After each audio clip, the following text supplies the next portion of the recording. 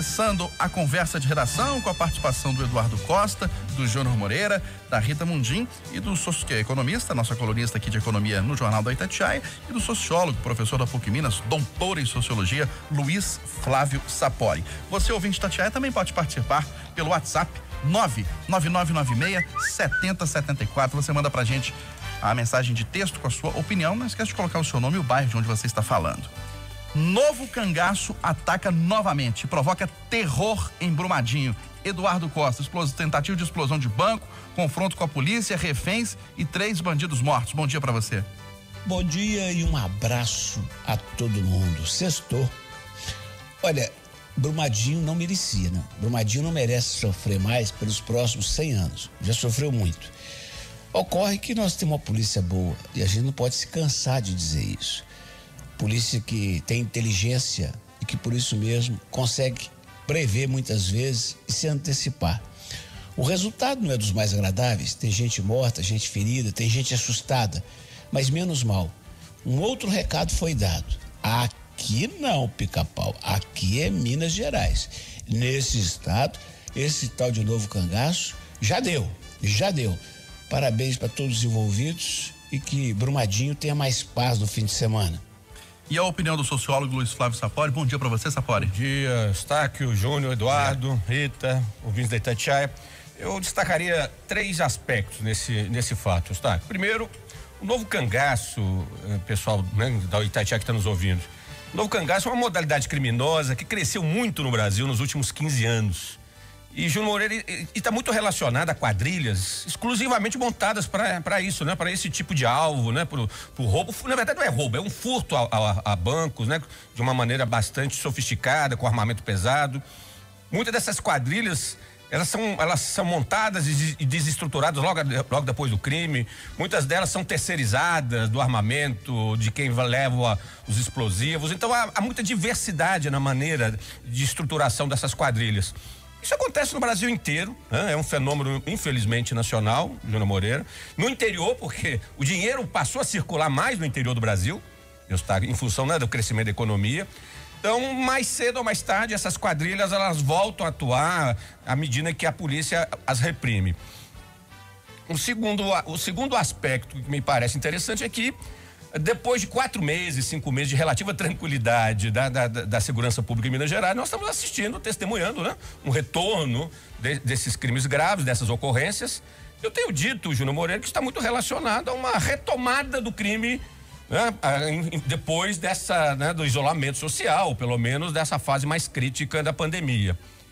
E terceiro, que eu acho que é o mais importante, o Eduardo Costa já destacou, a atuação técnica, né, muito competente da Polícia Militar de Minas Gerais, né? Foi uma ação bastante elogiosa, houve um monitoramento do setor de inteligência, a reação implica efetivamente num confronto, e a Polícia Militar em situação de confronto não pode tergiversar, tem que agir de uma forma dura. E eu acho que, de alguma maneira, a Polícia Militar de Minas Gerais está muito bem preparada, Júnior Moreira, né? Mais do que nunca, para reprimir, para reagir e até prevenir um novo cangaço no estado, como nunca esteve, né? Aprendeu muito nos últimos anos, né? Nós tivemos, não sei se vocês vão lembrar, em 2016, 2017, mais de 100 casos como esse no ano, Eustáquio, num ano. Depois dali, a Polícia Militar de Minas Gerais aprendeu muito. Hoje, eu posso dizer, de uma maneira muito tranquila para os ouvintes da Itatiaia, que nós temos uma polícia hoje, principalmente a militar, muito preparada para lidar com essa modalidade criminosa, né? Então, parabéns à organização, parabéns aos policiais que estiveram envolvidos, né, nessa ocorrência. Aqui pelo WhatsApp, o Anselmo do bairro Planalto diz o seguinte: nossa polícia realmente é eficiente, o problema é a justiça. Rita Mundim, assustada com essa ação ou aliviada porque nenhum inocente morreu? Bom dia para você mais uma vez. O ideal é que ela não tivesse ocorrido, mas como disse o Sapori aí, a polícia mineira, a polícia militar em especial, ela vem enfrentando de forma inteligente, de forma estratégica, esse novo tipo de crime, que era muito mais crescente do que é hoje. Isso, inclusive, em função do bom trabalho da Polícia Militar. As ocorrências eram muito maiores, né? Então, a gente tem que lamentar, né? Porque o crime organizado está aí, mas parabenizar também a ação efetiva e inteligente da Polícia Mineira. E a sua avaliação, Júnior Moreira? Eu acho que o Sapori, bom dia para você, o Sapori, para a Rita, para o Eduardo, para todo mundo que está ouvindo o Conversa de Redação. Não tem muito o que acrescentar, não. Acho que o Sapori já deu um panorama, inclusive resumido de tudo isso aí. Mas é exaltar também o trabalho da PM, trabalho bem feito. Algum ou outro pode falar, pô, mas tem gente que morreu, gente. O bandido tá com a escopeta na mão. A polícia não pode mandar flores para eles. Né? Num confronto não tem jeito, né? Que bom que a gente não perdeu nenhum policial, né? Uma pessoa que tá lá trabalhando e foi lá, que tem família, que tá trabalhando como nós estamos trabalhando aqui, né? Infelizmente, os bandidos morreram, né? Mas é aquela história, não dá para mandar flores para quem tá com metralhadora na mão, com escopeta na mão e cheio de explosivo. Ou enfim, resumindo a história toda, não tem muito o que falar sobre essa história não, parabenizar o trabalho da Polícia Militar, que para mim foi impecável. Olha, Belo Horizonte tem a menor ocupação de leitos de UTIs para pacientes com Covid-19 desde o início da divulgação de dados. Neste momento, segundo os dados que a gente compila todos os dias, 3-4 vezes por dia aqui na Itatiaia, a média de ocupação geral de UTI Covid em Belo Horizonte está em 68,6%. Ocupação de UTI Covid exclusivo de leitos do SUS, 73,8%. E ocupação de UTI Covid da rede privada, 61,5%, Eduardo Costa. Aí, quem disse que agosto é mês do azar, do cachorro louco? Ontem foi 13, hoje é sexta. Não tem nada de azar. Nós estamos com Deus na frente e animados. O bacana, falar em Deus tem que agradecer, né? O bacana é que a gente não tem conhecimento de qualquer pessoa morrendo afogada, sem respirador, sem assistência médica. O bacana é que aos trancos e barrancos não usamos o nosso hospital de campanha. Não precisamos recorrer para pacientes do SUS à rede privada. Parabéns a cada um dos profissionais de saúde que estão na linha de frente. Que Deus nos dê muitos anos de vida e saúde.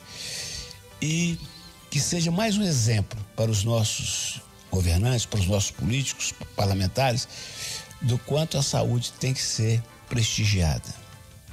Outro exemplo de quanto o SUS, Sistema Único de Saúde, com todos os seus defeitos, com todas as suas mazelas, é uma bênção. É uma bênção. Vamos que vai dar certo.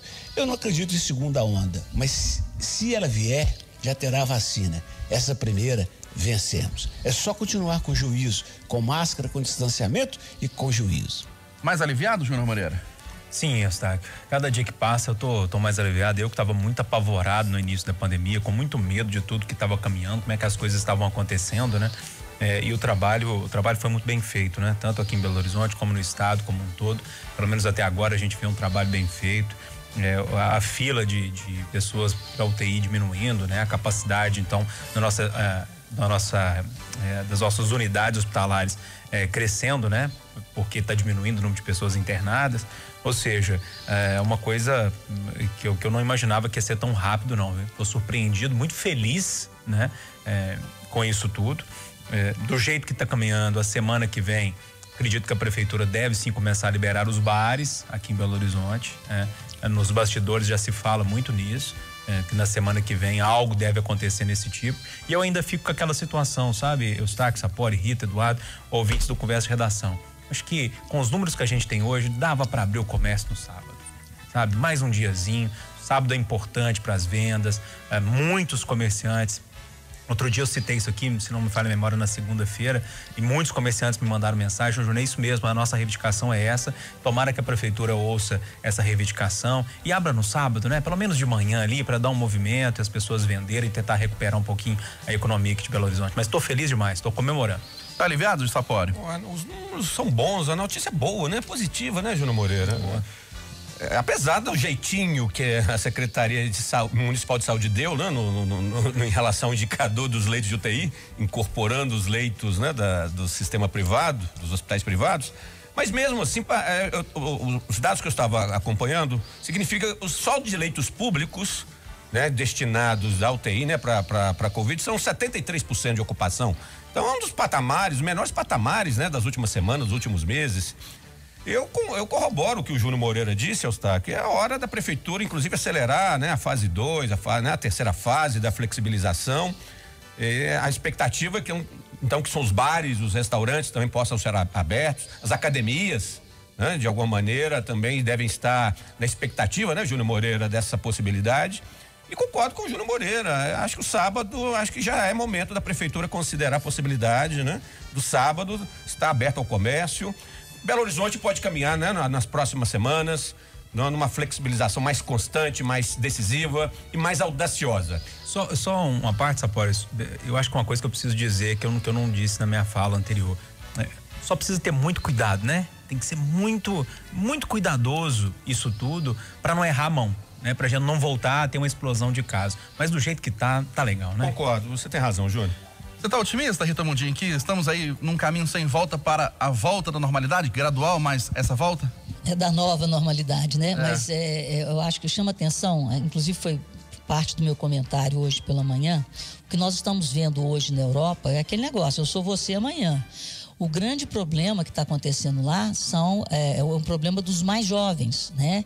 Então a juventude aí que está cheia de saúde, cheia de hormônio, cheia de gás, eles têm que ter essa precaução, eles têm que usar máscaras, eles têm que ser mais vigilantes com a própria saúde, porque o que a gente tem visto, né, na Europa, essa segunda onda que eles estão chamando lá, ela está atacando principalmente os mais jovens, que na hora que flexibilizou, eles começaram a levar a vida normal, sem adotar os protocolos sanitários, né, de uma forma mais consistente. Então a gente tem que chama atenção aqui para o que está acontecendo na Europa.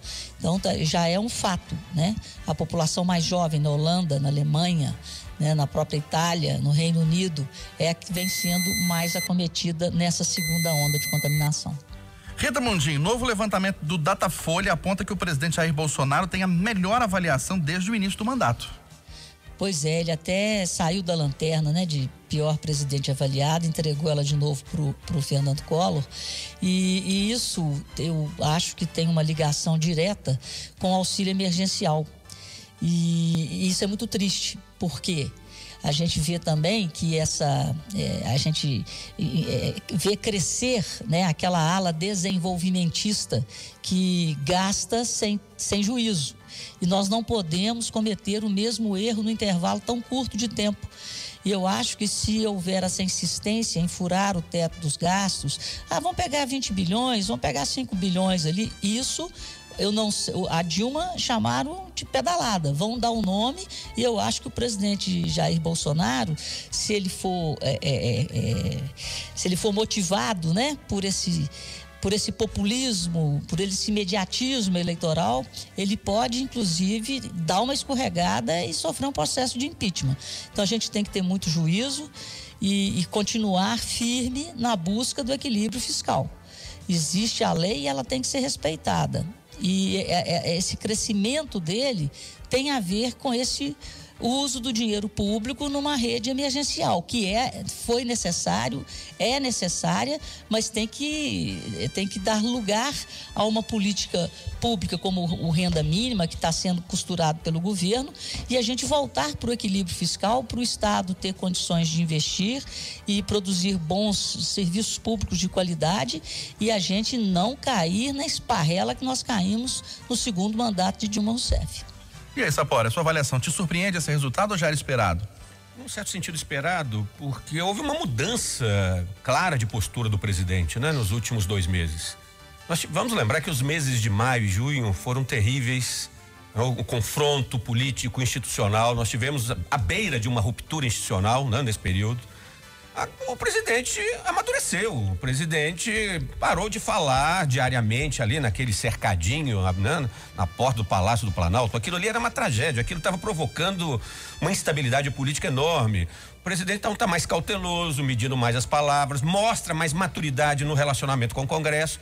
Ou seja, começou a fazer política.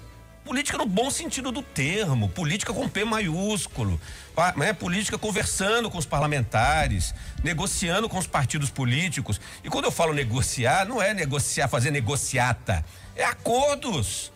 Isso não tem nada de errado, a democracia supõe isso mesmo. Essa aproximação dele com o Centrão é muito bem-vinda do ponto de vista da democracia, da institucionalidade brasileira. Não tem nada de errado nisso. Ninguém governa negando o Congresso Nacional, afrontando o Congresso Nacional, negando os partidos. Ninguém governa afrontando o Supremo Tribunal Federal. Parece que ele percebeu isso, né, Júnior Moreira? Os conselheiros abriram a cabeça do presidente. E a gente falou tanto isso aqui em São Paulo. Nossa, falamos demais, que bom. Isso no momento de pandemia era isso tudo que a gente precisava. Parabéns ao presidente, parabéns aos seus conselheiros que perceberam isso.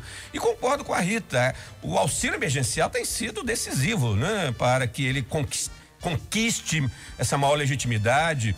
E, Rita, principalmente no Nordeste do Brasil, né, Rita? Que é o território lulista, petista, é a novidade da política brasileira. O Bolsonaro está crescendo, né, Rita, no Nordeste do Brasil como nunca se imaginou. Né? E entendo também como você que vai depender muito daqui para diante, Júnior Moreira, como ele vai administrar o auxílio emergencial, que tem data para acabar, é fato. Né? Mas virá depois o Renda Brasil. Se tudo caminhar bem, isso tudo foi muito bem planejado, eu acredito que o Bolsonaro começa a trilhar a sua reeleição, né? Se ele continuar nessa toada, com essa maturidade, né? Talvez ele tenha que repensar essas lives da quinta-feira. Essas lives da quinta-feira, hein, Rita, continuam sendo um problema. Exatamente. Na hora que a gente acha que está tudo resolvido, ele bagunça tudo de novo. E para você, Eduardo, esse resultado te surpreende ou não? Ou já era esperado? Não, o ouvinte da Tia é prova disso. Não, eu falei aqui 1 milhão de vezes. O presidente tinha que parar cercadinho. Ó, para não repetir tudo que o Sapori disse, que é tudo que eu penso, durante uns 20 anos, eu frequentei faculdade de jornalismo com uma alegria. Eduardo, você vem cá conversar com eu? Não vou. Um dia eu falei, não, parei. Eu acho que quem tem uma experiência tem que dividi-la. Mas eu cansei. Por duas razões. A primeira é que você que é do meio de comunicação local vai o ano inteiro. O dia que tem um congresso, uma coisa mais interessante, mais poderosa, eles chamam um bacana do Rio e São Paulo só porque é de lá, paga hotel, o transporte e tudo. E eu ficava correndo igual louco no meio desse trânsito, pagando multa para poder ir lá conversar. Mas o que mais me chateou muito, que me fez parar mesmo, é que além do caráter já próprio dos jovens, de hormônios à flor da pele, eles são sim estimulados por alguns professores, uns que são bons demais e outros que têm até problema de dificuldade porque nunca trabalhou em veículos de comunicação, a esquecer os assuntos da profissão em si e ficar no mesmo lenga-lenga de você tem liberdade de falar o que você quer na rádio? Tem jabá na rádio? Eu cansei disso. Eduardo, você fala o que você quer na rádio? Eu falei, nem lá em casa, filho. Nem na minha casa. Quem disse que a gente fala o que quer em casa? A gente tem que falar de acordo com as circunstâncias e com a possibilidade, não é o que vem na cabeça. E o presidente, que já tem um temperamento de quem fala o que vem à cabeça, saía todo dia do palácio falando o que vinha na cabeça. Mas você não consegue governar. Olha, eu vi uma informação de que foi o Temer que o convenceu disso. A nação será eternamente grata ao Temer, viu, senhor Eustáquio? E para você, Júnior Moreira? Eustáquio, eu concordo com a Rita, com o Eduardo, com o Sapori, né? Conversa de redação hoje vai ficar chato, todo mundo concordando com todo mundo, é bom quando tem confronto. Mas é isso que eles falaram, eu vou apenas parafrasear, né? 10 pontos de queda na rejeição, 5 pontos que ele ganhou de aprovação. É impressionante a resiliência que o presidente Jair Bolsonaro tem, né? Parece o Lula naquela época que nada derrubava o Lula, que o Lula estava sempre em cima, podia vir mensalão, que ele conseguia reeleger a Dilma, enfim, nada tirava a popularidade dele naquela época, parecendo aquela época.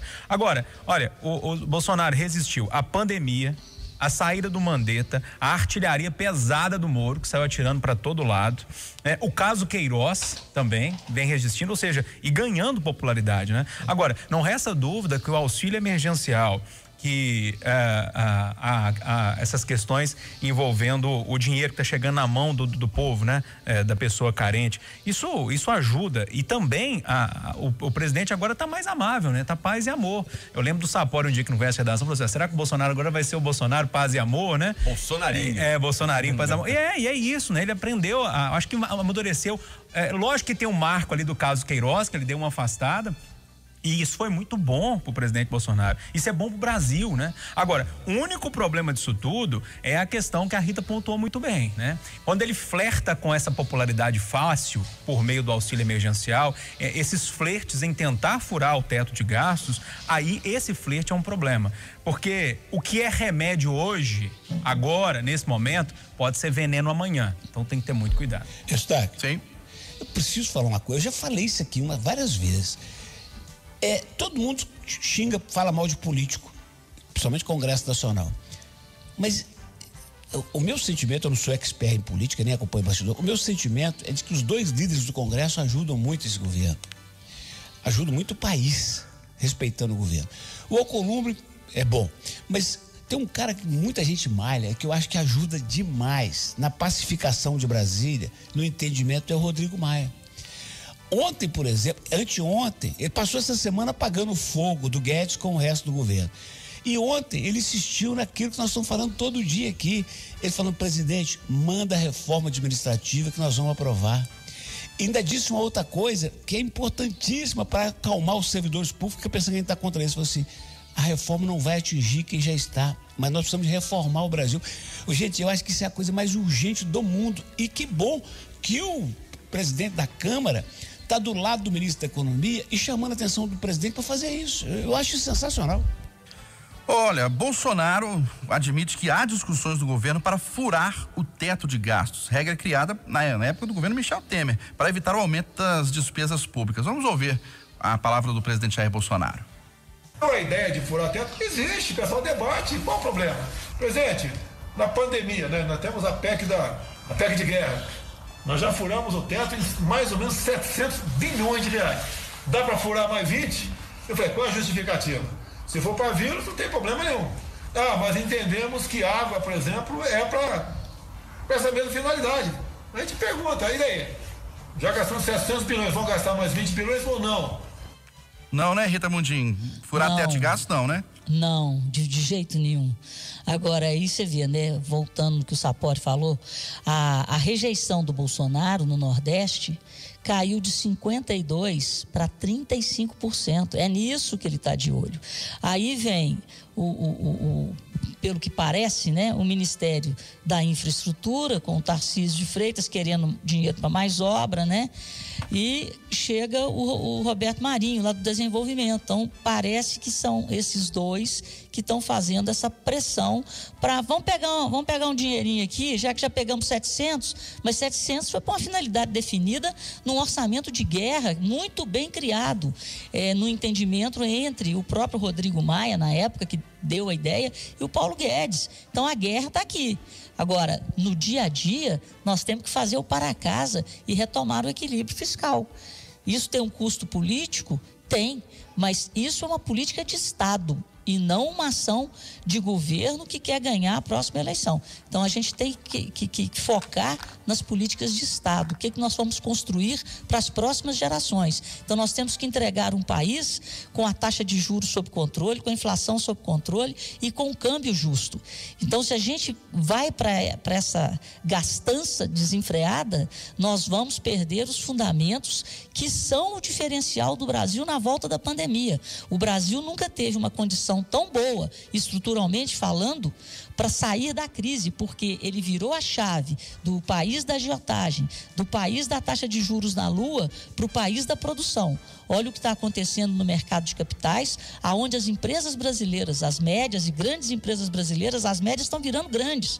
Elas estão fazendo lançamento de ações, estão se capitalizando em plena pandemia, porque existe dinheiro, existe fome de risco por parte dos investidores para financiar negócios e não para ficar ali com dinheiro aplicado em título público a custo do sangue de toda a sociedade brasileira, porque quem paga os juros da dívida pública somos nós, e é isso que as pessoas não entendem. Então, o dinheiro fácil, como disse o Júnior Moreira, o remédio de hoje pode ser o grande veneno de amanhã. Nós já passamos por isso em 2014, 15 e 16. A partir da posse do Temer, em maio de 16, nós estamos tentando corrigir essa bagunça. Agora, bagunçar de novo, o custo é alto demais. Ô, Júnior Moreira, o caminho é esse? Nada de jeitinho para extrapolar o teto de gastos?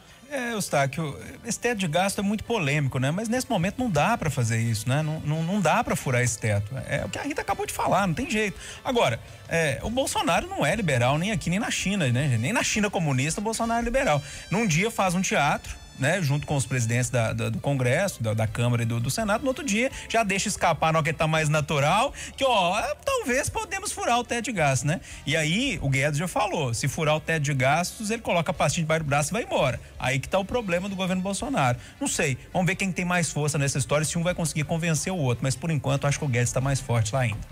E aí, Sapori? O Bolsonaro, ao mesmo tempo que conquista, se beneficia, né? Conquista legitimidade, aprovação, mas aí tá o outro lado da moeda. O risco dele criar uma crise política, uma crise institucional é grande, ou seja, ele corre o risco de perder o ministro Paulo Guedes se ele insistir, né, em violar o teto de gastos. Se ele ficar seduzido pelo discurso dos tais desenvolvimentistas, como nós estamos chamando a atenção aqui, ele vai perder uma equipe econômica importante, vai perder boa parte do alicerce da política econômica que tem dado, né, bons resultados. Aí é o início do fim, como nós estamos aqui concordando. Então, qual Bolsonaro vai prevalecer, né, Júnior Moreira? Porque, na verdade, o Bolsonaro nós já sabemos o que ele quer e o que ele pensa, mas quais dos segmentos do governo vai prevalecer? Né? O segmento mais sensato, vinculado ao Paulo Guedes, ou esse segmento mais populista que passa a tomar conta hoje do governo. Esse embate é uma novela que parece que nós vamos ter muitos capítulos, muitas emoções aí pela frente. Oi, Rita. Só uma parte aqui, ele vai perder o mandato, porque isso é lei de responsabilidade fiscal. E o Rodrigo Maia já sinalizou, ele perde o mandato. Chamaram da Dilma de pedalada, vamos ver que nome que vão dar para isso. E você, Eduardo, nada de jeitinho aí, de extrapolar teto de gastos? De jeito nenhum, é time is money, então a gente não pode nem gastar o que não tem, nem gastar tempo que não tem, por isso até segunda. Até segunda, e para vocês da Conversa de Geração, Luiz Salles Sapori, Júnior Moreira, Eduardo Costa e Rita Mundim, até o dia 8 de setembro estarei de férias a partir de amanhã, mas a Conversa de Geração amanhã não tem. Merecidas férias, meu prezado Eustáquio, né? Descanse bem, né? Feliz essas energias. Ficarei com saudades, viu? Você vai com essa pandemia, não, mas vai descansar. Apresentação Aline Neves e Eustáquio Ramos. Vem aí, o Acerantão. Ótimo dia a todos.